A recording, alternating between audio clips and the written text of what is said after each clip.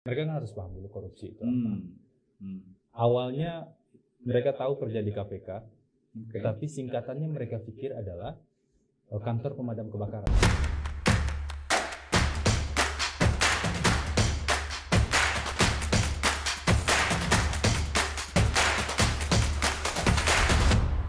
Sahabat Pelase, kita ketemu lagi. Kita hari ini kedatangan tamu spesial sambil ngopi. Public figure. Public figure. Public figure atau public figure? Nah ini, Bang Febri Diansah. Nah, Kebetulan sama-sama berbaju putih. Iya. Tapi kita bukan dari ini kan? Bukan dari. Bukan maksudnya. Ya, teman-teman, kita mau ngobrol tentang Febri Diansah dengan hostnya Mas Danar. Saya kan nemenin aja Mas Danar untuk bisa ngobrol. Nah, sambil saya nyeduh kopi nih, kita bicara tentang bagaimana pemberantasan korupsi dan juga Febri Diansah dalam perjalanan hidupnya lah ngomongin tentang korupsi. Udah kayak toko banget sih kayaknya. Oh iya, emang toko. Oh iya, dia udah toko. Sebenarnya kita membahas kopi. Oh, Ya. kopi. Ya, Ya. pemberantasan korupsi kadang-kadang agak pahit seperti kopi. Oh, iya. Tapi kalau tetap dia- harus diminum. Tapi enak. Oke. Pahit tetap nanganin. Oke. Makanya dia harus dinikmati lah. Harus dinikmati. Jadi sama kayak kopi, kalau ini memang kopinya pahit, tapi begitu kita dinikmati, gitu, nanti akan keluar aromanya. Terus ada apa? Karena ada manis-manisnya juga loh. Justru kalau ada yang sudah minum kopi setiap hari, nggak minum kopi bisa sakit kepala. Iya. Tapi lu termasuk yang udah kecanduan kopi belum? Iya, tapi nggak yang canggih-canggih gini, yang masaknya. Oh, tubruk ya. Kopi tubruk. Oke. Tapi tubruk itu justru metode paling lama, tapi tetap dipakai untuk festival kopi. Jadi kalau Iya. Kalau orang ada festival kopi untuk mencicip tester kopi itu dia pakai tubruk, nggak pakai yang begini. Saya pernah, karena nggak minum kopi waktu pendidikan pertama masuk KPK, itu kan 2 bulan kami dipisahkan lah begitu ya, khusus pendidikan di Batu Jajar, nggak bisa dapat kopi gitu kan. Waktu upacara itu bisa tidur sambil berdiri gitu. Oke. Karena nggak dapat kopi beberapa hari betul-betul, lebih dari seminggu. Oke. Sampai akhirnya dihukum jungkir begitu karena waktu komandan besarnya waktu itu lagi bicara, nah ketiduran, pada ngantuk. nggak dapat kopi. Oke. Selain kurang tidur ya. Oke. Kayaknya lebih banyak kurang tidurnya deh. Selain kurang tidur gitu. Tapi Ngomong-ngomong, nggak dapat kopi. udah berapa lama ya Feb lu di KPK? Kapan deh? 2013. 2013. Masuk KPK berarti hampir 7 7 tahun tahun ya, ya? hampir. Nggak kerasa ya? Kerasa.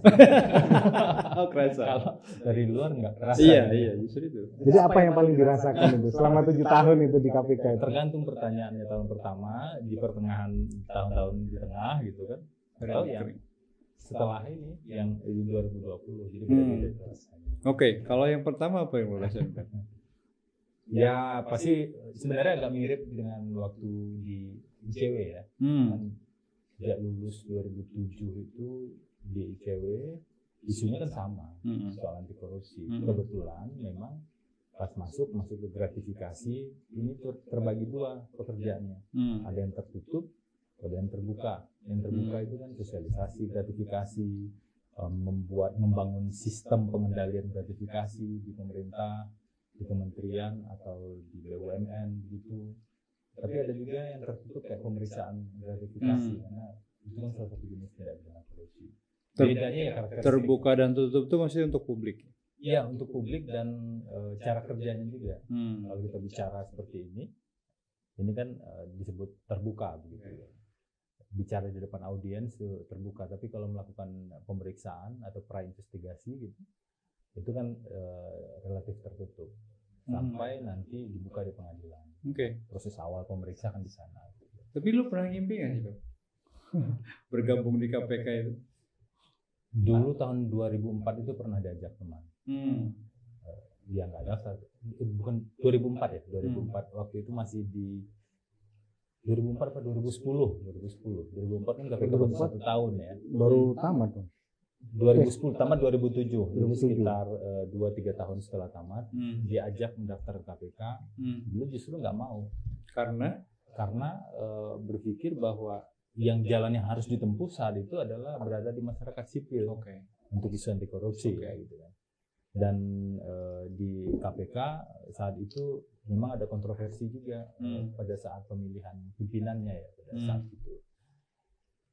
Tapi ya tahun 2013 ketika cicak buaya pertama terjadi, Mas Johan waktu itu bilang ya kami sedang mencari penyidik KPK dari masyarakat umum gitu kan. Ya, saya pikir mungkin akan lebih berguna bekerja di KPK selain sudah pengalaman 7 tahun kan kurang lebih 7 tahun di ICW, background ilmu hukum, jadi bisa ya bekerja dalam detail lah untuk ilmu hukumnya untuk isu pemberantasan korupsi. Tapi tetap nggak bisa jadi penyidik kan. Jadi kayaknya jadi penyidik waktu itu. Dulu cita-citanya jadi penyidik. Jadi lebih enak jadi penyidik apa jadi jubir? Cita-citanya jadi penyidik, tapi ternyata penyidik nggak dibuka. Daftarlah penyelidik, kan agak mirip-mirip ya. Penyelidik, penyidik. Gitu. Paling ada dik-diknya lah ya. Diknya gitu kan. Sebenarnya ada satu lagi yang dik di KPK gitu kan. Dikian Mas gitu kan. Pendidikan dan pelayanan masyarakat beda lagi gitu kan.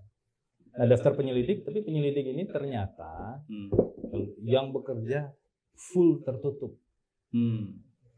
Jadi sudah lulus sampai proses terakhir, kemudian pas wawancara bilang nggak mungkin Anda bisa jadi penyelidik. Bukan soal kompetensi, tapi karakter kerjanya memang tertutup. Sementara di ICW sebagian besar itu pekerjaan terbuka. Jadi biar lebih terbuka kita harus minum kopi dulu. Ini apa yang lo sudah? Penyelidik gagal, akhirnya masuk pencegahan. Gratifikasi kan di pencegahan. Ini kenapa gelasnya kecil ya? Biar ini kayak jamuan terakhir. Jamuan terakhir. Enggak ini biasanya kami kalau minum kopi memang gini, Feb. Jadi kalau pakai V60 model drip begini kita pakai server lalu minumnya pakai gelas-gelas kecil. Bukan karena hemat? Enggak. Bukan. Nah, itu salah satunya sih menurutku supaya kalau kita kasih gelas gini cepat habis kopi kita nih. Dan nahan panas ya yang pasti ya, karena kalau di tempat terbuka kayak gini lebih besar, lebih cepat turun kan, dan dia akan berubah pasti. Dan ini nggak pakai gula kan? Enggak. Langsung tadi. Nih kita pakai kopi aroma dari Bandung. Sudah berapa sih kopi aromanya? Aroma itu paling tua kayaknya di Bandung ya, tahun 30 dia sudah. Tahun 30 sudah ada. Diolah tradisional ya di sana. Ya. Kita juga ada Java Preanger. Oleh-oleh dari Garut. Kita beli dari Garut. Oh iya. Jalan-jalan. Zona hijau ya di Garut atau zona kuning? Masih banyak hutan sih jadi hijau. Pokoknya hijau gitu. Gitulah. Nah, secara signifikan yang kalau orang awam melihat dan berasumsi pasti beda lah ya kerja di ICW sama di KPK gitu. Tapi yang lo rasain beda banget itu di mana? Bagaimanapun juga kan KPK itu lembaga negara. Ya. Sumber dananya kan jelas dari APBN. Ya. Mekanisme pertanggungjawabannya agak berbeda ya. Meskipun kalau dari aspek akuntabilitas dan transparansi di ICW kan sebenarnya sudah membangun itu ya.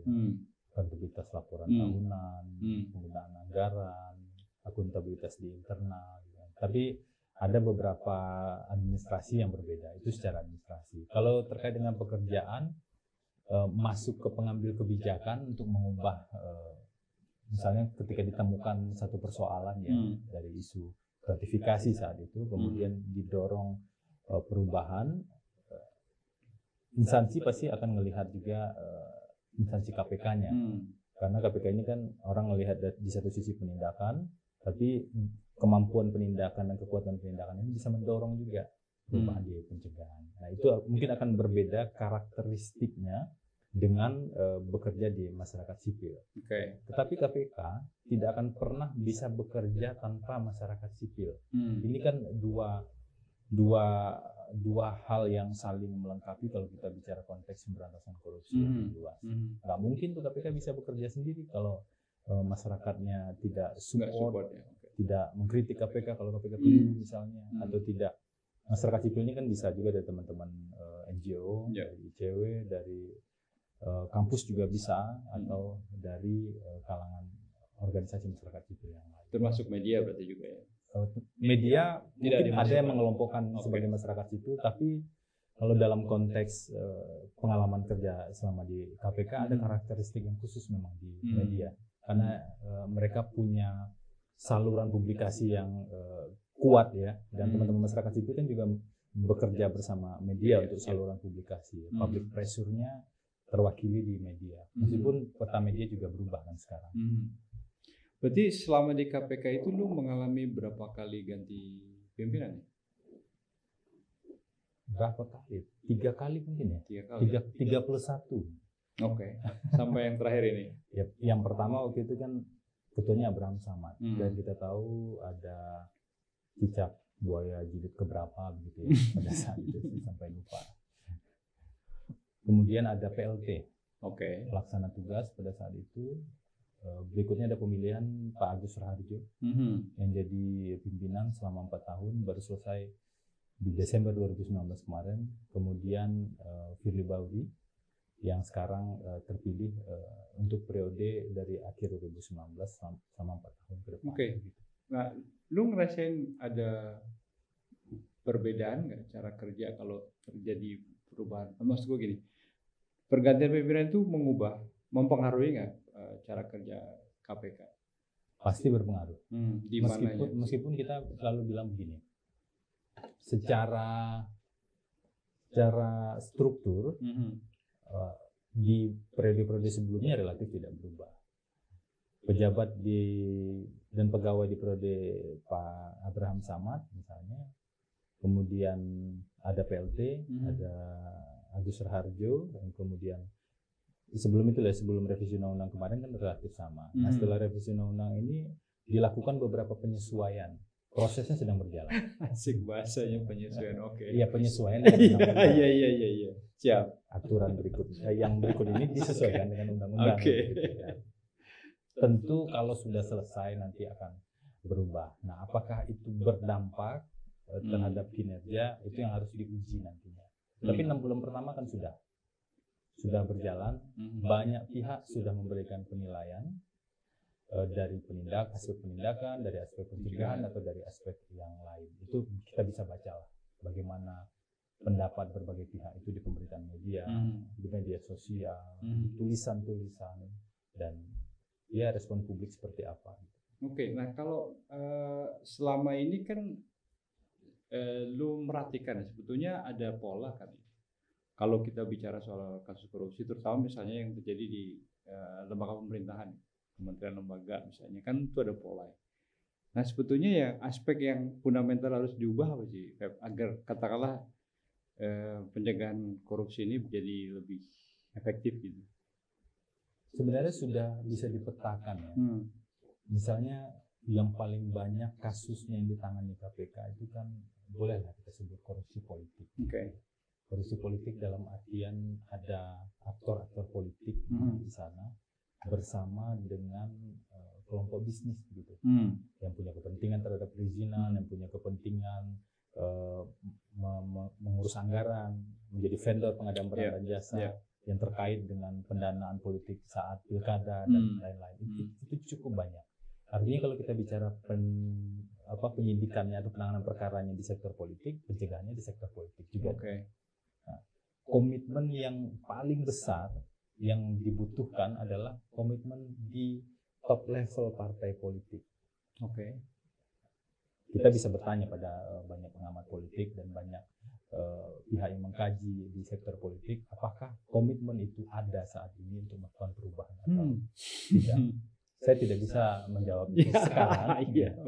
Sekarang saya tidak bisa menjawab itu, tetapi fenomena itu masih berjalan. Terakhir kan masih ada penanganan perkara di sektor politik, masih ada operasi tangkap tangan yang terakhir itu di Kutim ya, dan juga di Sidoarjo itu kan kepala daerah. Ada isu suap terhadap pejabat-pejabat politik. Makanya ini ya, kalau dilihat belakangan KPK mulai riset soal pendanaan partai. Sebenarnya sudah dilakukan itu terkait dengan fenomena yang kita tangkap dari penanganan perkara ya, banyak sekali kan. Nah, kita menerima masukan juga dari masyarakat sipil dan kampus bahwa sektor politik ini akar dari persoalan korupsinya. Berarti kita harus masuk ke sana.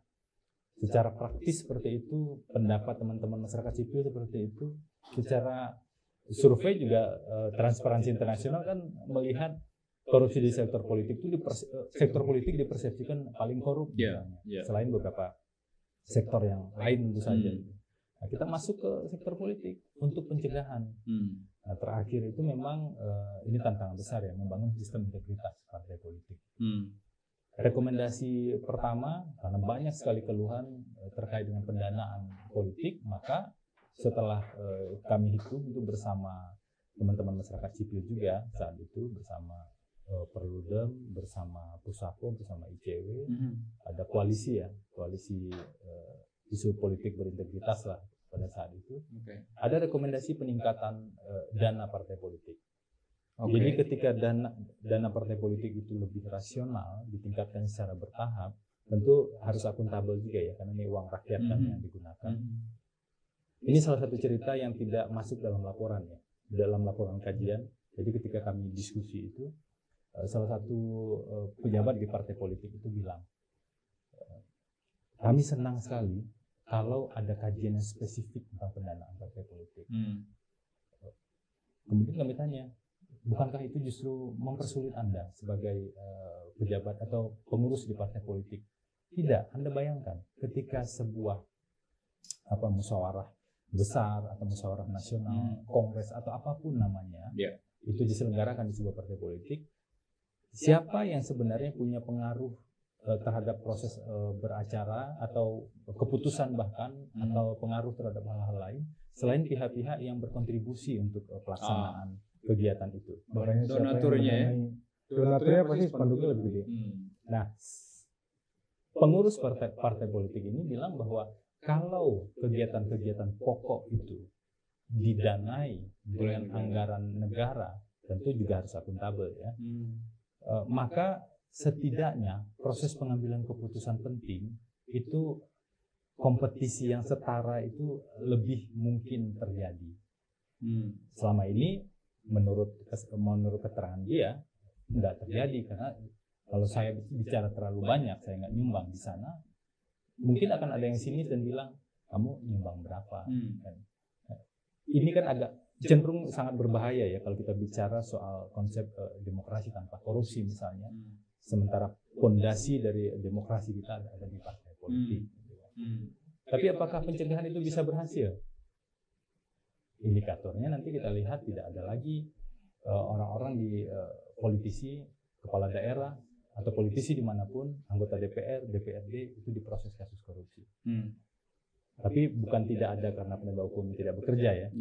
Tidak ada karena memang tidak ada korupsi, itu kan dua hal yang berbeda. Nah, komitmen high level politik itu penting sekali.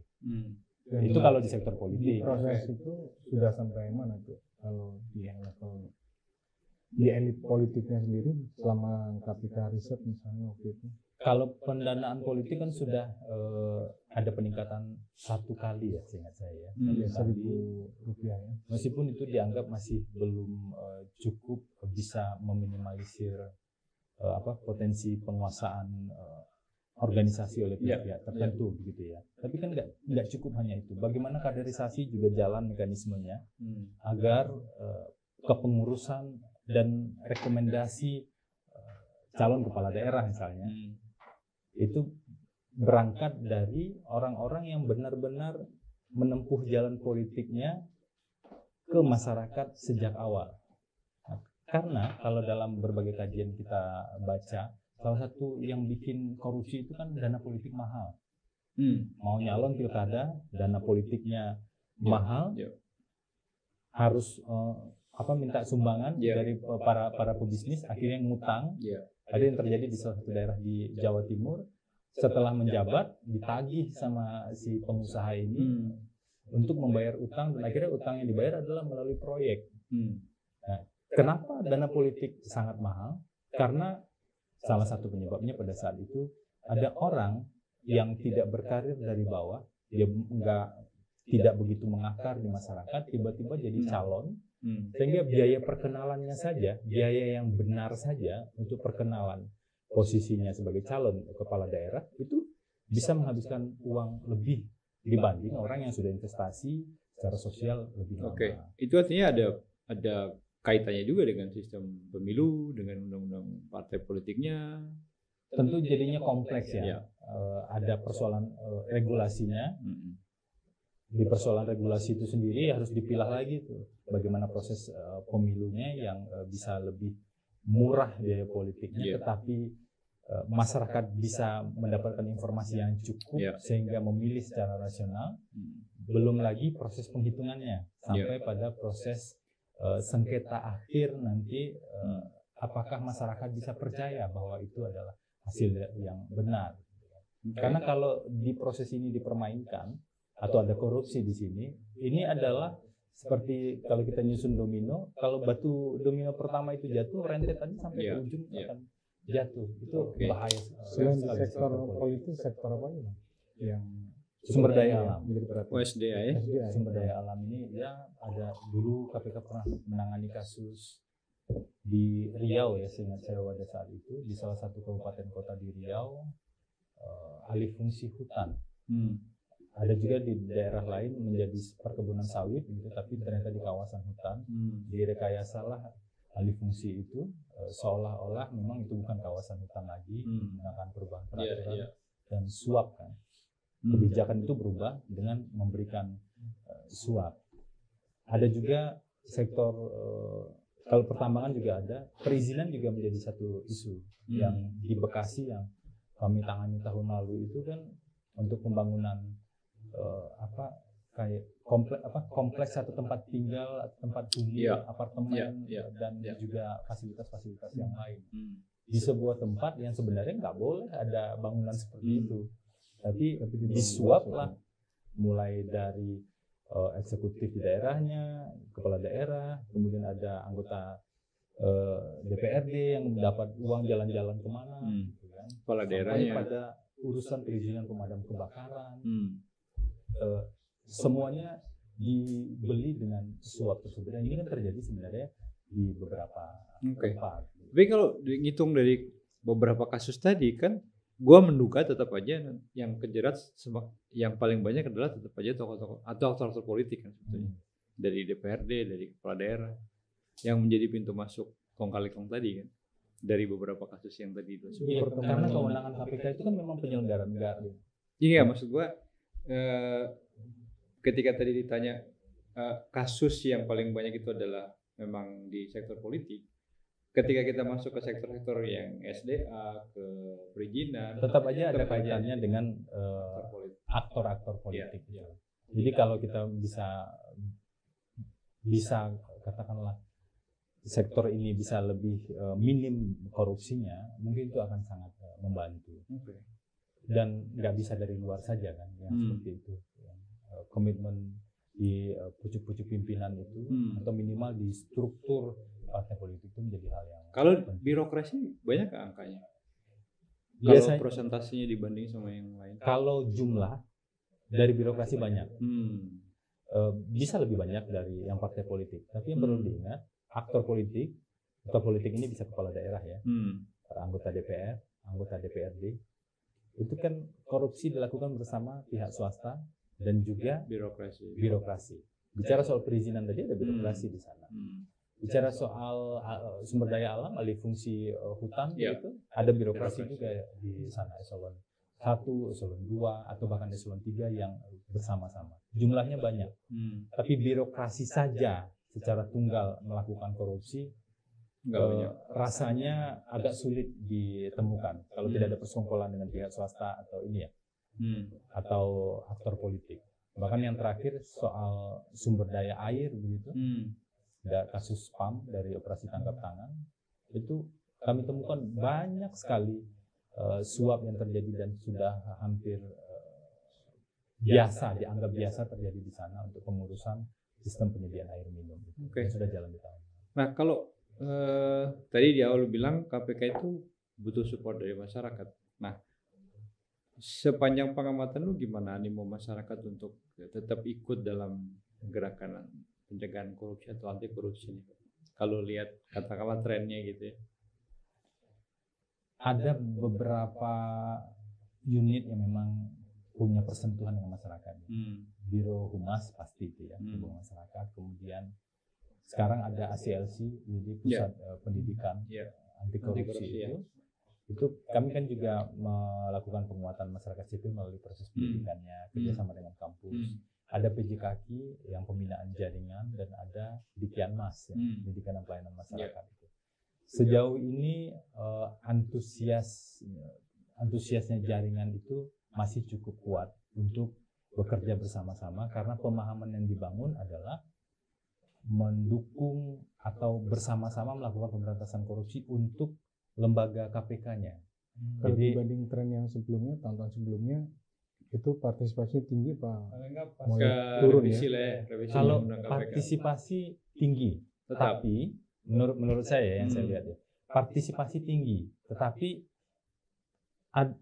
karakternya agak berbeda di tahun 2020 ini. Misalnya teman-teman yang pada tahun 2019 atau di periode-periode sebelumnya itu dukungan diberikan dalam bentuk support begitu ya, support dalam artian membackup KPK. Kalau sekarang dukungan itu diberikan dengan cara yang lain, mengkritik KPK. Oh jadi dia ini ya, polanya aja yang berubah ya. Kalau kami di Humas melihatnya itu sebagai bentuk support dan rasa memiliki terhadap KPK. Karena polanya saja mereka peduli ya sama. Kalau sebelumnya karena konsepnya lembaga tadi, bukan orang.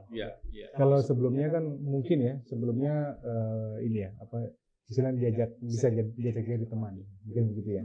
Tapi sekarang cara bertemannya berbeda. Tapi aku demen nih, orang Humas nih kalau ngomong begini, dia bisa melihat dari sisi cara pandang yang lain. Tapi memang itu dilakukan. Jadi beberapa masukan dari masyarakat sipil, kritik lah ya, kritiknya bahkan sangat tajam gitu kan. Tapi animenya masih tetap tinggi ya. Kritiknya lebih tinggi sekarang. Yang makin lebih banyak. Ada beberapa survei yang meletakkan trust publik, yang membaca trust publik terhadap KPK itu turun. Ada sekitar 2 atau 3 survei lah, termasuk ada Litbang Kompas misalnya, Indikator, terus ada beberapa lembaga survei yang lain. Itu kami kumpulkan. Di Humas itu kami kumpulkan dan dikerjakan oleh tim yang punya tanggung jawab untuk reputasi organisasi. Bagi kami reputasi organisasi itu bukan soal nama baik saja, tetapi trust publik terhadap institusi itu kan. Nah, kami undanglah dari lembaga survei itu, dari Kompas dan Indikator, paparan di depan pimpinan dan di depan pejabat struktural, apa sih faktor yang membuat orang percaya dan tidak percaya pada KPK. Itu kerjaan yang dilakukan oleh Humas. Karena itu kami bilang sejak awal, kritik yang sekeras ini pun itu kami anggap sebagai dukungan, bukan basa-basi. Kami anggap sebagai poin agar kami bisa mengolah apa sih yang harus diperbaiki ke depan. Treatmentnya apa Bang? Minimal yang bisa dilakukan misalnya kan keluar kan tentu ke ini ya, ke publik ya, dan juga di internal sebenarnya merespon itu gimana begitu? Iya, responnya mungkin bukan hanya orang Humasnya aja, kalau Humasnya kan aware dengan itu ya. Belum selesai prosesnya soalnya. Jadi kami sedang ngolah nih di Humas, dari analisis pemberitaan juga kita lihat selama 1 semester ini. Dari analisis media sosial juga kita lihat, dari pendapat para tokoh juga kita undang begitu, bagaimana persepsi mereka tentang KPK dan sarannya. Nanti hasil ini akan menjadi semacam dokumen rekomendasi begitu. Pada lembaga apa saja yang perlu kita perbaiki. Responnya bagaimana kita belum lihat gitu. Tapi sejauh ini yang pasti tidak ada dari unsur internal. Kalau tidak senang mungkin ada ya. Kita kan nggak tahu kan di balik senyum itu ada apa kan, di balik itu kita kan nggak tahu kan. Nah, tapi yang pasti secara kelembagaan. Udah pengalaman begini, udah bisa meragukan senyum seseorang. Kalau aku mau nanya gini, selama jadi jubir itu emang nggak boleh banyak ketawa ya? Atau nggak boleh banyak senyum gitu? Pokoknya harus sedatar mungkin. Gitu ya. Enggak sebenarnya enggak. Justru apa ya? Mungkin karena pengaruh pekerjaan. Pengaruh pekerjaan itu dalam artian kalau wajah kita tubuh ini dibagi dua begitu ya, ada yang tampak depan, ada yang dari depan ke belakang gitu ya. Informasi kan banyak sekali. Di belakang ini banyak sekali informasi yang sudah didapatkan, analisis dan perspektif yang bisa didapatkan, tapi nggak semua bisa dikeluarkan. Sementara yang kita hadapi di depan itu macam-macam kepentingannya, kita paham betul. Jadi mungkin karena itu saat bicara itu nggak sempat untuk bisa ketawa begitu, Per. Jadi terpaksa harus memfilter juga ya mana yang ini mana yang bisa keluar. Iya. Bang, sempat bingung nggak kayak gitu? Pasti sering bingung. Karena itu di meja-meja talk show itu sangat penting, ada kopi, ada air putih. Ada nggak ini kan ruang pelampiasan ketika memegang kopi ini kan salah satu cara untuk mengalihkan beban emosional gitu ya. Ya misalnya lagi pengen ngomong banyak gitu ya, karena kan informasi banyak banget, pertanyaan juga banyak nih dari publik ya. Cuma kan informasi yang mau dikeluarkan kan nggak bisa keseluruhan. Ada saluran yang biasa dipakai nggak pribadi mungkin sebagai jubir waktu itu? Saluran apa nih? Nggak tahu lah, ngobrol sama siapa curhat gitu. Ngopi. Iya. Ada Apa? Masa disimpan sendiri sih? Ngobrol sama, kalau substansi pasti ya harus disimpan sendiri. Itu kan memang yang dijaga itu kan sebenarnya bukan soal karakteristik informasi yang rahasia, tetapi risiko kalau informasi ini disampaikan ada nggak alat bukti yang hilang atau seperti apa. Itu yang dijaga. Jadi akhirnya kalau informasi tetap disimpan sendiri, paling keresahan yang bisa dibagi. Kalau yang nggak enak kan kita bagi. Iya. Siapa biasanya diajak ngobrol? Banyak sebenarnya. Salah satunya kalau kesini kan itu berbagi keresahan. Lempar dia ke sini. Benar jubir. Ya selain ini ya, kalau pengalaman padahal dia datang ke sini baru sekali ya. Udah 3 kali kan. Tapi yang dapat kopi seperti ini tuh baru sekali gitu kan. Iya. Kebetulan kita lagi ada stok. Jadi iya, ini blessing in disguise lah. Tapi memelihara ikan, memelihara tanaman itu cukup membantu. Jadi punya ikan apa aja ikan kecil-kecil begitu di aquascape gitu ya. Tapi gini, ada salah seorang mantan pejabat di KPK yang sehari-hari bekerjanya sangat tertutup. Mengerjakan katakanlah pekerjaan surveillance gitu kan. Ternyata hobinya itu bertanam. Dia bilang pada saat itu waktu saya ke rumahnya, dia punya banyak sekali di halamannya itu. Jadi halamannya lebih besar daripada rumahnya. Berapa hektar itu, Bang? Enggak besar lah, tapi lebih besar daripada rumahnya. Dia memang desain begitu ya. Iya, karena mereka cuma tinggal bertiga. Nah, jadi memang bercocok tanam itu ya bukan berladang begitu ya, tapi tanaman yang disukai, memelihara tanaman itu sangat membantu keseimbangan emosional. Oh, jadi bagian dari terapi dia juga nanam. Yang dia rasakan seperti itu. Tapi saya pikir itu benar. Ketika kita fokus pada misalnya menguras kolam gitu kan, perhatian kita pasti nggak akan ingat lagi tuh materi update sebagai juru bicara begitu kan, kasus-kasus rumit gitu, nggak peduli kita kan sama kasus-kasus rumit itu. Yang penting biar saluran air di kolam ini bagus. Oh, jadi itu dia ada mekanisme relief lah ya, sementara cabut dulu dari mengurangi jumlah percepatan tumbuhnya uban itu juga. Ada juga nih. Oh enggak, kalau ini beda, Beb. Gua udah nunggu 40 tahun lebih, Beb. Jadi iya. Gitu ditunggu harus muncul, masa gue hitamin lagi kan. Bukan bermaksud. Enggak apa-apa. Ketahuan mana yang senior. Jadi sebenarnya ketahuan siapa yang paling senior atau paling banyak berpikir. Tapi kan kelihatan uban yang karena senior dengan karena beban mental ya gitu ya. Tapi suka punya apa ya? Kalau udah jadi jubir tuh waktu banyak ya, kayak lebih terfokus di situ aja gitu. Pasti waktu habis. Pasti. Pasti. pernah suatu kali waktu masih rajin OTT gitu ya di KPK. Sekarang udah nggak rajin lagi.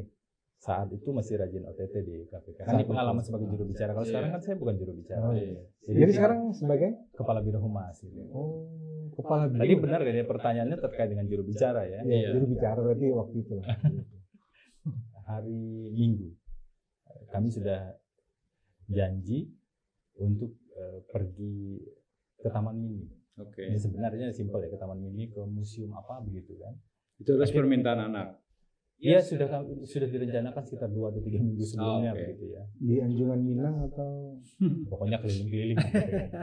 Karena di Taman Mini itu kan murah ya. Iya betul. 10.000. Murah dan sehat. Jadi mereka bisa lari, bisa. Hari itu saya nggak jadi ke Taman Mini. Jadi mereka pergi dengan ibunya, ada dengan kakeknya begitu, pergi ke Taman Mini. Dan saya harus ke kantor. Karena ada OTT. Karena ada OTT dan sempat janji nanti kalau konferensi persnya siang gitu, saya nyusul ke Taman Mini. Ya manusia kan bisa berencana ya. tapi perkara yang menentukan. Waktu itu konferensi persnya baru, jadi proses pemeriksaannya baru selesai sore. Gitu. Jadi konferensi pers setelah maghrib. Oke. Artinya memang tidak bisa memenuhi janji itu, tapi mereka paham. Nyaris tidak ada protes sebenarnya, paling marah-marah aja gitu ya. Marah-marah maksudnya ya keberatan kalau di rumah masih pegang handphone, karena pagi kan sudah interaksi dengan wartawan kan, wartawan perlu berita pagi, jadi pagi harus kirim berita dulu, kemudian merespon beberapa, setelah itu agak siang ke kantor, mungkin baru sampai di rumah lagi itu sekitar jam 11:30 atau jam kadang beberapa kali jam 1 begitu kan. Sampai 1 malam ya? Iya, 1 pagi ya. Dini hari. Oh iya. Dini hari. 1 udah nggak malam lagi ya. Dini hari. Untung saya masih punya kunci duplikat kan pada saat itu. Sekarang sih masih punya, tapi kadang-kadang seperti disembunyikan. Gitu kan. Jadi dalam sebulan tuh berapa kali tidur di depan pintu, di luar gitu? Jangan lupa bawa kunci maksudnya. Memang sudah bikin perjanjian kan. Jadi saya mau daftar nih sebagai kepala biro humas, tapi resikonya begini-begini soal waktu. Meskipun nggak kebayang, ternyata saya ekstrim itu menjadi juru bicara di KPK gitu kan. Jadi bawa kunci duplikat. Tapi gimana lo menjelaskan pekerjaan lo ke anak-anak lo? Pertama dijelaskan dulu apa sih yang sedang jadi persoalan kita gitu kan. Tapi dengan bahasa yang sangat sederhana. Iya, gue kebayang sih. Bahasa sangat sederhana sambil jalan-jalan begitu kan. Dan mereka kan harus paham dulu korupsi itu apa. Awalnya mereka tahu kerja di KPK, tapi singkatannya mereka pikir adalah kantor pemadam kebakaran. Ini lucu nih. Iya, itu anak yang. Ini beneran itu? Benar, anak yang kedua. Jadi bapak kerja di mana? Di TK-nya ditanya. Di KPK gitu kan. Gurunya awalnya nggak tahu kan. Terus KPK, gurunya tahu KPK kan, tapi belum tahu saya kerja di KPK RI begitu. Kemudian ditanya, KPK apa? Kantor pemadam kebakaran gitu kan. Kamu beneran bapaknya pemadam kebakaran? Iya kan, pernah dibawa ke kantor kan. Ada acara di kantor. Kantornya gedungnya merah. Pemadam kebakaran merah loh. Iya.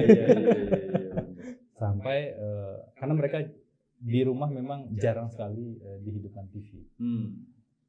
Itu karena nggak ada TV atau memang sengaja? Ada TV, tetapi mereka lebih memilih ternyata, nggak tahu ya, anak zaman sekarang lebih memilih nonton YouTube gitu ya, atau acara-acara di TV kabel yang sekalian untuk nonton internet. Berarti anak lo jarang lihat lo di TV sebetulnya waktu lo jadi jubir? Jarang. Tapi kalau sekali-sekali ya pasti ngelihat juga kan. Paling yang ngingetin adalah teman-teman atau guru-guru di sekolahnya. Dan bagi mereka ya itu pekerjaan aja. Yang mereka peduli adalah soal bapaknya nggak pulang cepat begitu kan. Interaksinya paling 1 minggu kalau tidak ada kegiatan lain. Kalau pulang jam 1 dini hari, terus berangkat ke kantor jam berapa? Itulah, berangkat ke kantor bisa agak siang karena pagi kerjanya dari rumah dulu. Kan wartawan, terutama wartawan online ya. wartawan online tuh butuh informasi di pagi hari untuk naik dulu di pemberitaan online kan. Wartawan cetak nanti butuh informasi di sore hari. Wartawan TV butuh informasi menjelang siang dan sore dan malam.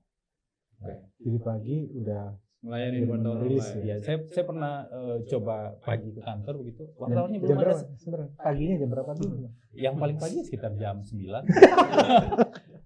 Tapi wartawannya belum ada. Iya. Oke. Waktu itu kebetulan ada rapat jam 9. Pas melihat ruang press room, wartawannya belum ada, meskipun sudah ada 1-2 ya. Nah, teman-teman wartawan ini karakteristik bekerjanya kan ya, saya juga bingung, saya yang mengikuti wartawan atau wartawan yang mengikuti saya. Sepertinya saling memanfaatkan gitu kan. Maka, dan kami juga tahu dan menghitung jam-jam prime time itu jam berapa. Untuk TV begitu. Untuk TV jam berapa, untuk media online jam berapa, yang dibaca lebih banyak itu kapan, isu yang seperti apa. Memasukkan isu pencegahan di pagi hari untuk absen begitu bagi teman-teman online itu juga penting karena mereka kan punya kewajiban mengirim berita berapa gitu. Tapi tentu tetap harus berkualitas kan informasinya. Jadi kalau berangkat pagi itu Bang, kabarnya sering sakit kepala gitu ya? Kalau nggak minum kopi. Tapi lu pernah ngerasa bosan nggak sih? FF Bosan dalam artian bosan dalam arti ini kayaknya kok Aku tahu. apa ya, kita kayaknya nggak beranjak nih dari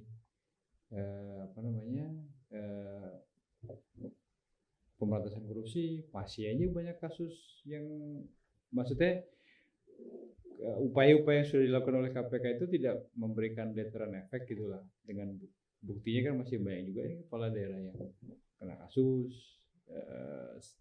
Setiap kali setelah pemilu ada aja kasus-kasus baru yang bermunculan. Bahkan gua sebagai orang awam melihatnya kan coverage hariannya kan semakin kayak merata tuh. bosan sih enggak ya. Tapi nyaris frustasi ya. Oke, berarti salah pertanyaan gua. Jadi sempat merasa frustasi nggak sih? Frustasinya begini. Kami kan memaksimalkan pencegahan. Tim itu sudah dibagi sedemikian rupa agar masuk di seluruh provinsi. Ketika ketemu dengan, sudah ada menunya juga, ada 9 menu pencegahan gitu ya. Ketemu dengan kepala daerah di depan KPK, itu luar biasa pernyataan mereka. Dan pidatonya kan luar biasa soal anti korupsi dan segala macam. Ketika baru mulai jalan, timnya tiba-tiba ganti. Mulai ada tanda-tanda nih. Tim yang bagus itu tiba-tiba ganti dengan alasan apapun lah, satu alasan bisa mereka bikin kan. Dan tendensi-tendensi itu memunculkan kecurigaan, tapi kan nggak ada bukti. Di tim pencegahan nggak ngerti sebenarnya ada transaksi atau tidak. Ternyata beberapa waktu kemudian kepala daerahnya kena OTT. Jadi setelah ada salah satu event itu, setelah dia bicara di depan pimpinan KPK atau bicara dalam forum-forum isu anti korupsi, beberapa waktu kemudian dia ngumpul di salah satu hotel, ngumpulin vendor melalui istrinya di salah satu hotel di Jakarta, dan kemudian bahasanya dukungan apa segala macam yang sebenarnya untuk ngumpulin uang di depan KPK bisa seperti itu. Dan ada beberapa yang melakukan hal-hal yang sama. Bagaimana kita tidak nyaris frustasi ketika perubahan sudah di depan mata? Kan bisa diukur sebenarnya kalau poin 1 ini berubah secara bertahap, itu bisa dilakukan, efeknya apa kurang lebih gitu kan. Tapi semua upaya yang dilakukan, pencegahan yang dibangun, trust yang dibangun di daerah itu runtuh seketika ketika OTT. Nggak mungkin juga kita biarin dia korupsi dan tidak di OTT kan, tetap ini harus diambil gitu kan. Akhirnya dibangun lagi. Itu yang sering kami sebut apa istilahnya, kalau mau dansa dengan irama yang enak itu nggak bisa sendirian. Ada idiom lamanya gitu ya. Analoginya menarik. Dansa. Ya, dalam bahasa Inggris saya lupa soalnya. Apa? It takes to tango. Nah, nggak mungkin sendirian. Harus ada musik yang sama, Dan harus ada partner di sana. Melakukan pencegahan korupsi juga begitu. KPK sendirian menawarkan menunya, tapi yang di sini setengah hati atau seperempat hati begitu, nggak bakal jalan. Ini berlaku untuk seluruh sektor dalam untuk upaya pencegahan. Selain faktor itu bang, soal tadi ya misalnya ini udah dilakukan pencegahan dan sebagainya, atau dalam artian objeknya bisa berbalik 180 derajat gitu ya. Faktor-faktor di internal kelembagaan juga bikin frustasi nggak sih bang? Misalnya perubahan kebijakan, perubahan pimpinan misalnya gitu.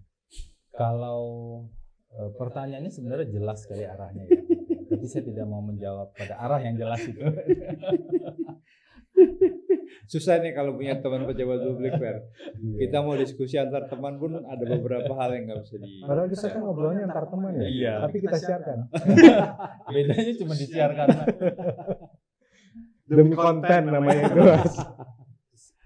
Saat jadi juru bicara, konflik batin itu pasti akan ditemukan. Contoh yang paling sederhana ketika ada dulu saya menyebutnya dinamika, tapi sekarang saya sebut itu konflik lah. Konflik antara pegawai dengan pimpinan pada saat itu, karena sampai menggugat di pengadilan segala macam gitu kan. Yang pegawainya teman dan pada saat itu secara pribadi saya yakin bahwa yang diperjuangkan pegawai ini benar gitu kan. Dan juru bicara adalah pegawai juga kan? Juru bicara pegawai, dan yang lebih penting juru bicara itu bukan juru bicara pimpinan, bukan pula juru bicara pegawai saja, tapi juru bicara lembaga. Sampai salah satu pimpinan pada saat itu bilang, Mas Febri, Anda tuh sekali-sekali bela kami begitu.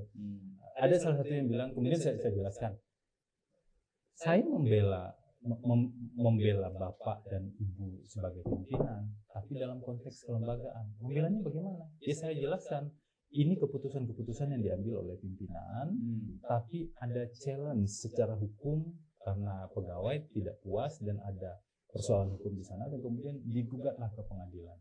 Saya harus menjelaskan itu secara proporsional. Waktu itu saya jelaskan ke pimpinan seperti itu. Tapi bagaimanapun juga, se-clear apapun penjelasan ke publik, pasti ini akan menimbulkan konflik batin kan di internal. Apalagi kalau saat itu mau mempertemukan antara pimpinan dan pegawai misalnya. Itu salah satu contoh saja. Belum lagi ada yang lain terkait dengan penanganan perkara yang tidak boleh disampaikan dulu ke publik gitu kan. Sementara kita tahu orang itu pelaku tapi bicaranya sok bersih, berhadap-hadapan di acara terbuka, di talk show dan lain-lain misalnya. Sedikit banyak pasti ada beban secara psikologis yang dirasakan pada saat itu. Tapi bersyukur tugas juru bicara sudah selesai kan. Oh itu memang selesai tuh lu mengundurkan diri sebetulnya? Atau dipecat? Jangan-jangan ternyata. Biar soalnya nggak mau ini sih, nggak mau bantuin ini ngomong yang bener buat pimpinan gitu loh. Jangan dipecat bener. Tapi status kepegawaiannya itu memang lo mengundurkan diri, lo mengajukan surat gue mundur, atau memang dipindahkan? Jadi ini kalau dicari di terminologi hukum administrasi negara ini nggak ada. Karena nggak ada orang administrasi negara di sini. Jadi saya diangkat menjadi Kepala Biro Humas 2016, Mas. Kepala Biro Humas ya. Seleksinya juga sebenarnya untuk Kepala Biro Humas. Tapi salah satu tugas Kepala Biro Humas itu juru bicara. Jadi tugas itu dijalankan sampai ada aturan sekitar pertengahan mungkin ya, pertengahan 2018. Waktu itu pimpinannya Agus Raharjo dan 4 pimpinan yang lain. Ada aturan Kepala Biro Humas dibedakan dengan juru bicara. Salah satu yang mengusulkan juga kami di Biro Humas waktu itu. Saya termasuk yang mengusulkan setelah diskusi dengan Mas Johan dan beberapa praktisi PR begitu ya. Karena beda sekali karakteristiknya dan fungsinya berbeda. Apalagi di Mahkamah Konstitusi, di MA dan beberapa instansi lain kan dipisah memang. Strategi kebijakan di Biro Humas, saluran informasi di juru bicara. Tapi waktu itu pimpinan bilang, kamu jalankan saja dulu tugas sebagai juru bicara itu. Sampailah pada saat pergantian pimpinan, dan kemudian saya ingat betul saya tidak bisa ikut pelantikan pimpinan baru karena pada saat itu sakit di rumah, sakit kata dokter waktu itu tipes gitu ya. Jadi waktu tipes, jadi nggak ikut sama sekali pemberitaan. Setelah mulai sembuh sekitar 3 hari ya, 3 harian lah. Terus baca pemberitaan, kebetulan baca berita pimpinan KPK akan mencari juru bicara begitu kan. Oh kayaknya tugas gue udah selesai nih sebagai juru bicara begitu. Berarti kalau itu dipecat secara halus. Jadi dibacanya melalui media begitu ya, disampaikan. Karena memang Ya kan nama jubir. Jadi pengangkatan dan pemberhentian harus melalui media. Karena memang sejak 2018 itu sudah dipisah gitu ya. Dan saya pikir Tapi nggak pernah ditawarkan gitu Bang, mau jadi jubir atau kepala biro humas. KPK ini kan badan publik, lembaga negara, dan tidak etis secara hukum dan juga tidak memungkinkan kan secara hukum orang ditawarkan 2 jabatan seperti itu. Ini kan lembaga negara yang tidak bisa seenaknya. Kalaupun ada pimpinan yang menawarkan, itu pasti tidak relevan dalam konteks hukum administrasi negara. Meskipun kita baca ada pernyataan seperti itu, saya tidak melihat itu sebagai sebuah pernyataan yang serius secara kelembagaan. Mungkin itu pernyataan ke publik saja atau pernyataan ke media saja. Dan setelah hari pertama saya sembuh dari tipes itu, saya datangi pimpinan satu persatu. Dan ya tentu saya harus menemui pimpinan, mengatakan saya sudah mulai bertugas hari ini, posisi saya sebagai kepala biro humas. Kalau memang pimpinan ingin mencari juru bicara baru, saya pikir itu bagus karena aturannya sudah dipisahkan sejak 2018. Okay. Dan agar tidak ada kebingungan, setelah saya temui pimpinan yang bisa ditemui ya pada saat itu ya. Memang ada pimpinan yang nggak bisa ditemui. Iya kan ada yang sedang tidak di ruangan, sama ada yang di ruangan sedang ada pekerjaan lain. Sama kayak waktu Gue lagi Abang- sibuk menafsirkan ini. Sama kayak waktu ini Bang Febri setelah pimpinan baru terpilih sakit 3 hari tadi tuh. Nah, saya itu nggak pernah sakit tipes pada saat jadi jubir. Di penghujung setelah hampir tidak menjadi jubir malah sakit tipes. Gitu. Itu sakit yang disyukuri atau itu sakit yang disyukuri atau sakit yang disesali sebenarnya? Semuanya itu kan sudah ditentukan. Asik. Sehat dan sakit. Iya, siap. Pasti ada hikmah di balik. Tapi Feb, kalau misalnya lu disuruh milih gitu, jubir atau kayak sekarang kepala biro humas, Mungkin bukan disuruh milih ya. Enakan mana gitu. Oke. Enakan. Pertanyaan gue pun dikoreksi. Itu tugas juga nggak sih mereaksi pertanyaan ini? Kayaknya iya. Motong pertanyaan wartawan biar dia punya arah sendiri. Itu tips. Jadi kalau pertanyaan wartawan terlalu berat, gitu kan. Ini bagi calon juru bicara bisa diterapkan. Kalau pertanyaan wartawan terlalu berat, bisa ditanya ulang. Tadi pertanyaannya apa? Gitu. Pasti berbeda dengan pertanyaan sebelumnya. Atau kalau perlu dikorek. Oh mungkin maksud Anda ini ya. Oke. Dalam kondisi keramaian pasti diubah. Gitu. Enakan mana kalau gitu? Nah, yang barusan itu salah satu tip untuk mengalihkan Ya. konsentrasi. Karena gue belajar ilmu humas juga. Dia lebih paham. Bisa jaga komunikasi dulu Mas Dalar. Kalau bicara enak atau tidak enak, lebih enak jadi kepala biro humas. Karena Enak atau tidak enak ya. Karena menjadi juru bicara yang paling mendasar itu soal waktu. Oke. Waktu bersama keluarga tentu saja juga ya. Dan kemudian isu yang dihadapi kan silih berganti, setiap hari mungkin banyak sekali isu. Terkadang dalam pelaksanaan tugas sebagai juru bicara, kita sedikit sekali punya waktu untuk bisa belajar lebih dalam. Oke. Karena memang harus ngeresponnya. Tapi punya tim nggak sih Bang? Ada Kok tim. kayak Google gitu loh. Begitu ditanya wartawan bisa jawab gitu kan? Ada yang lebih hebat itu sebenarnya tim di bawah juru bicara, tim pemberitaan ya. Itu yang memberikan support sejak Mas Johan dulu. Berapa Jadi, banyak orangnya? ada 20 dibagi 10 gitu ya. Ada 2 orang tim.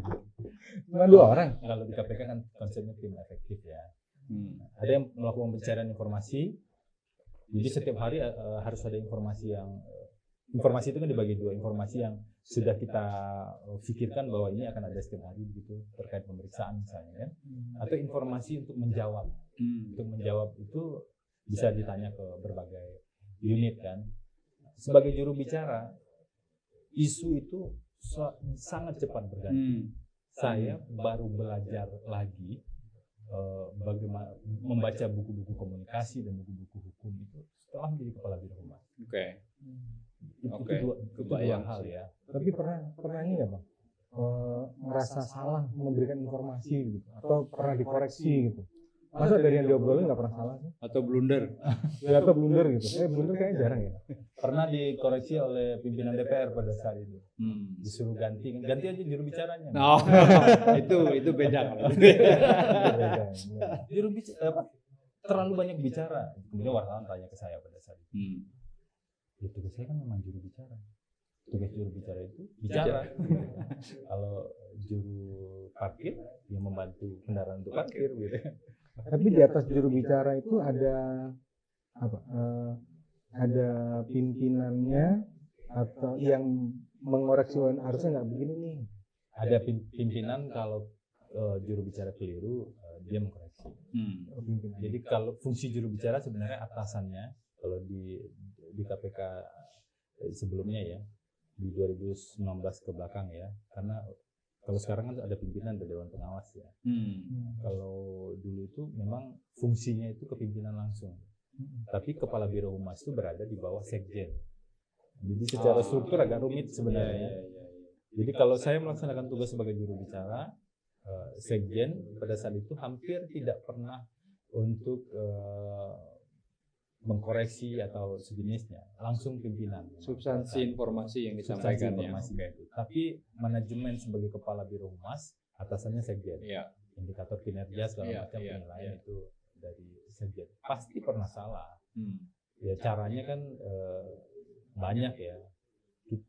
Ada yang mengkoreksi terang-terangan, saya koreksi informasi yang ini tidak benar, informasi ini benar. Atau mengkoreksi dalam bentuk update. Karena kebenaran bisa berubah kan. Kebenaran per tadi pagi ternyata ada temuan-temuan baru, diupdate lah kebenaran. Tapi yang agak sulit kalau pimpinannya salah, kemudian juru bicara yang harus mengkoreksi. Tapi pernah kejadian tuh? Pernah kejadian dalam artian tafsir yang diterimanya ya diterima teman-teman wartawan dan muncul di pemberitaan itu berbeda. Bukan soal salah dan benar ya, tapi berbeda ketika saya tanya ke pimpinan, maksud saya begitu gitu kan. Tapi ketika saya tanya salah aja juga. Saya tanya ke wartawan, benar kok pimpinan ngomong begitu? Ya sudah, saya jelaskan ke wartawan. Ya wartawan kan pasti punya standar kan. Dia hanya akan perdengarkan rekamannya dan segala macam. Dan saya pikir juga pejabat publik nggak boleh ngeles, maksud saya bukan begitu. Karena kemampuan dia bicara, menjelaskan secara tepat, itu kan sebenarnya salah satu poin juga bagi pejabat publik untuk bicara secara benar. Akhirnya cara yang dilakukan adalah ngobrol dengan teman-teman wartawan. Ngobrol, meletakkan ini persoalannya sebenarnya seperti ini. Jelasin, tidak untuk dikutip, hanya untuk memberikan pemahaman. Ya begitulah itu pekerjaan cuci piring yang memang harus dilakukan. Sebagai jubir punya fans enggak? Saya tidak pernah memikirkan fans soalnya. Kalau gitu banyak lawannya enggak? Tidak terlalu memikirkan soal lawan. Pokoknya ngomong aja lah ya. Tapi lu pernah menerima ancaman personal nggak sih, Pep, selama lu di KPK ini? Ada satu tips yang dipelajari, Mas. Saya jarang, ini agak unik ya. Saya jarang menerima telepon dari nomor tidak dikenal. Jarang atau jarang angkat? Nggak mau angkat? Kalau tidak dikenal, hampir tidak diangkat. Karena sudah ada WhatsApp juga kan. Kalau belum ada WhatsApp atau belum ada BBM, mungkin akan dan kita nggak pernah tahu kan siapa yang nelfon. Pernah suatu kali, bukan soal terornya, tapi ada LSM di daerah yang menggunakan nama-nama mirip KPK. Nelfon, dan kemudian itu diklaim bahwa saya bisa nelfon jubir KPK. Kita kan nggak tahu dia sedang berada dengan siapa. Gitu. Akhirnya kalau nomor teman-teman wartawan kan saya simpan Iya. semua. Nomor teman-teman wartawan di daerah pasti nggak kesimpan semua. Jadi caranya adalah WhatsApp. Kalau di WhatsApp kan mereka memperkenalkan, Iya. saya ini dari media ini Iya. ingin bertanya tentang ini. Dan kalaupun itu disalahgunakan, kita punya buktinya. Dan kalau WhatsApp ada ancaman ya biarin aja, cukup tidak dibaca kan. Dan orang kalau mengancam lewat WhatsApp pasti takut kan, karena terdeteksi di sana Yeah. ada ancaman secara tertulis. Itu sangat membantu meminimalisir. Oke. Nah, ancaman yang paling serius ya itu tadi, kalau pulang terlalu larut pagi itu. Itu justru ancaman yang sesungguhnya dia. Nggak dibukain pintu, kemudian di luar. Kunci ketinggalan. Malah kunci cadangan kemarin gitu. Oke. Jadi masih betah Bang di KPK. Pertanyaannya mungkin bukan soal betah atau tidak betah. Terus Apa rencana selanjutnya? Itu mungkin yang lebih pas. Dalam waktu dekat, dalam waktu menengah, dalam waktu panjang. Pertanyaannya sederhana. Enggak, tugasnya menjawab, bukan bertanya biar kami aja. Ada pertanyaan yang bisa dijawab dengan pertanyaan baru. Nah, itu bisa juga sih. Gitu. Karena jawabannya bisa kemana-mana kalau pertanyaannya nggak clear. Jadi apa rencana selanjutnya? Apa saja, sepanjang memenuhi 2 syarat. Apa itu? Pertama, tempat berkegiatan, kerja, berkreasi atau apapun namanya setelah dari KPK bukan tempat yang memiliki potensi tinggi konflik kepentingan. Oke. Tadi pada bahasa setelah dari KPK itu maksudnya Ya kan tadi pertanyaannya rencananya apa setelah dari setelah dari KPK. Emang ada rencana setelah ini dari KPK? host saling terhubung kan tadi?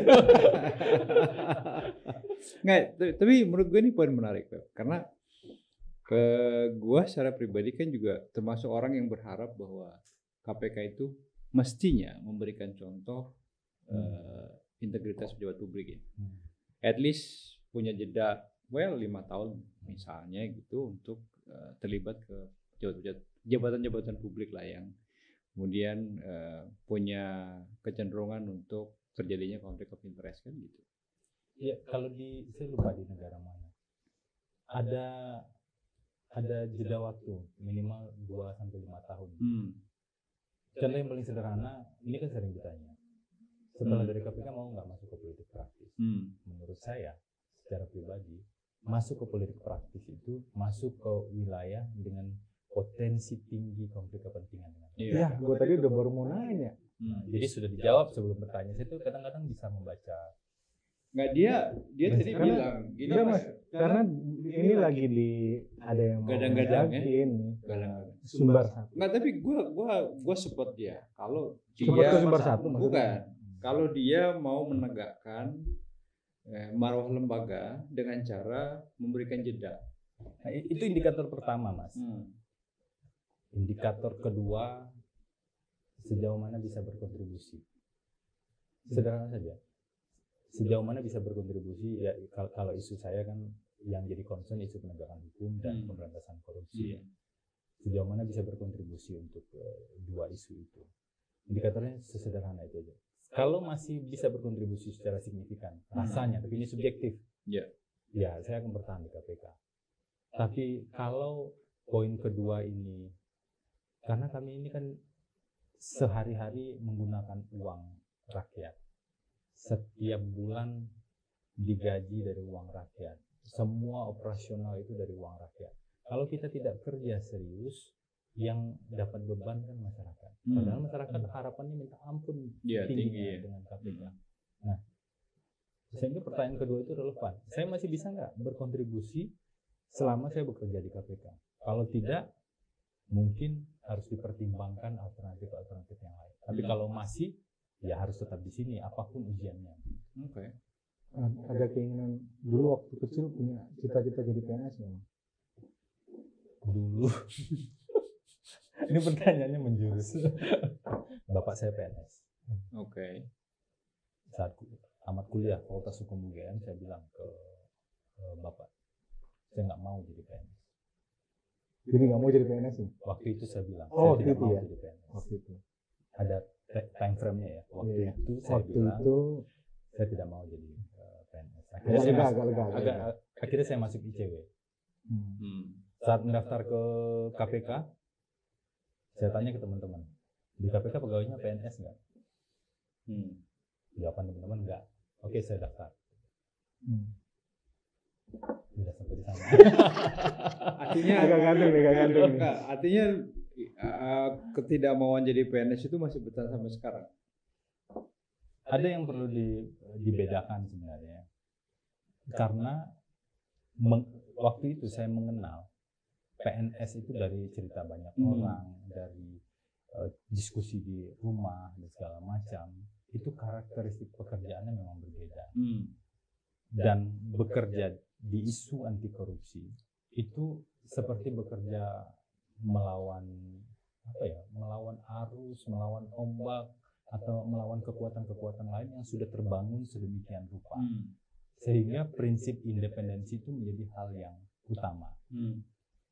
Tapi ini bukan soal mau atau tidak mau kan. Oke. Kembali pada poin yang kedua tadi. Ketika kondisinya membuat posisi para pegawai KPK dalam kondisi beda ceritanya kalau judicial review dikabulkan, mungkin semuanya akan selesai. Tapi ketika undang-undang sudah dibuat, perdebatan yang kami lakukan pada saat itu sangat kuat itu sebelum undang-undang dibuat. Setelah undang-undang dibuat, pasti diskursus masih tetap jalan kan di dalam. Tapi secara kelembagaan pasti aturan turunan yang akan dibuat. Nah, bagaimana penyesuaian ini bisa tetap memperhatikan aspek independensi, itu yang menjadi hal krusial, salah satunya yang dibicarakan saat ini. Tapi apakah pada akhirnya takdir akan membawa saya memakai seragam Korpri atau tidak, kita lihat nanti. Siapa tahu Bang, nanti jadi Coba jawabannya. Sangat diplomatis. Nggak, sebenarnya gue tadi mau bertanya, apakah kawan-kawan di KPK sekarang masih ada optimisme ketika misalnya pegawai KPK di ASN kan gitu, definisi independensi lembaga ini masih ada? Paling nggak diskusi di antara teman-teman gimana? Nah, sebagian yang saya dengar itu, sayangnya sekarang isunya itu dikecilkan pada isu gaji. Sayang sekali, isu publiknya dikecilkan pada isu gaji. Iya, kebayang sih. Maksudnya isu gaji itu gimana? Iya, gaji akan turun segala macam. Bukan itu poinnya. Karena di aturan itu sebenarnya kan sudah dibuat. Kalaupun ada selisih, ada peraturan presiden nanti. Apakah presiden akan bikin atau tidak, itu tanggung jawab politik yang sudah pernah disampaikan sebelumnya. Tapi sama sekali bukan isu itu. Isu utamanya adalah isu independensi. Diskusi yang berkembang, bukan berarti, ada juga kan teman-teman PNS dan ASN bertanya, kalau begitu apa teman-teman itu menganggap kami ini bukan status yang bukan status yang baik begitu sehingga menolak menjadi ASN atau PNS pada saat itu gitu ya. Bukan, sama sekali bukan. Karena bahkan KPK ada salah satu program Biro Humas juga dan teman-teman yang lain itu membangun hubungan dengan teman-teman ASN muda. Karena ada organisasinya juga untuk membangun optimisme di sana. Tapi karakteristik tugasnya yang memang berbeda. Yang sempat menjadi diskusi adalah bagaimana jika teman-teman yang bekerja mengawasi pihak lain yang mungkin lebih powerful soal administrasi kepegawaian, tetapi justru kepentingannya berseberangan dengan kepentingan yang mengawasi ini. Tugas KPK kan melakukan supervisi, memonitoring. Nggak usah bicara penindakan lah ya, penindakan kan lebih strict. Nah, bagaimana para pegawai yang melakukan itu? Jaminan terhadap mereka tidak akan digeser, mereka tidak akan dipindahkan keluar KPK, mereka tidak akan dipersulit kenaikan pangkatnya dan lain-lain misalnya. Ada banyak sekali turunannya. Itu karena mereka melakukan pengawasan dengan strict. Secara formil pasti akan dikatakan, tetap akan independen dan segala macam. Tapi kita tahu dalam setiap sistem yang paling bagus sekalipun tetap ada penyimpangan-penyimpangan, tetap ada orang-orang yang mencoba menyalahgunakan situasi. Nah, risiko-risiko ini kan perlu dipikirkan secara serius. Kalau memang kita bertahan pada prinsip lembaga independen, Karena dalam melaksanakan tugasnya kan di Undang-Undang KPK masih disebut menjalankan tugasnya secara independen kan. Meskipun masuk di rumpun eksekutif. Tapi hati-hati, rumpun eksekutif ini juga harus dilihat tidak terpisah dari putusan Mahkamah Konstitusi kan. Yang mengatakan bahwa ini soal fungsi eksekutif di bidang penyelidikan, penyidikan, dan penuntutan. Bukan meletakkan seluruh kelembagaan dalam di bawah pemerintah secara full begitu kan. Meskipun ada perdebatan soal ini. Nah ini kan belum selesai memang karena yang baru ada itu PP 41 perlu ada beberapa aturan turunan lain. Dari sebagian diskusi yang saya ikuti. Kita tetap berharap selalu ada kabar baik lah ya dari teman-teman KPK yang bukan semakin memburuk. Tapi harus dijaga KPK. Iya. Dijaga dalam berbagai artian dan berbagai tafsir. Iya. Kita sudah banyak diskusi tadi ya. Karena Febri tadi juga mengartikan kritik yang paling pedas sekalipun itu adalah bentuk kepedulian kan dari masyarakat kelembagaan. Udah lah ya. Kayaknya sudah cukup banyak kita diskusi sama Bung Febri. Tapi kalau ada yang kurang kita undang lagi, kita ajak ngopi lagi, ngobrol lagi. Iya, kan baru 3 kali kesini. Iya benar. Iya, biar ada pertemuan selanjutnya. Dan biar nggak stres juga dia kita temani. Terima kasih teman-teman, nanti kita ngobrol lagi. Terima kasih ya. Terima kasih ya, Beb.